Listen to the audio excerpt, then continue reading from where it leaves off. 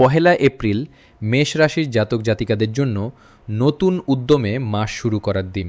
মঙ্গলের শুভ প্রভাবে আপনার শারীরিক শক্তি ও মানসিক দৃঢ়তা আজ তুঙ্গে থাকবে, যা আপনাকে কঠিন কাজগুলো সহজে সম্পন্ন করতে সাহায্য করবে।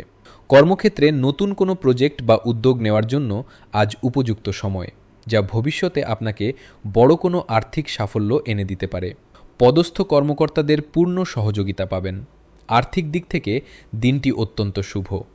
ব্যবসায়িক বিনিয়োগ থেকে আজ আশাতীত মুনাফা অর্জনের প্রবল সম্ভাবনা রয়েছে।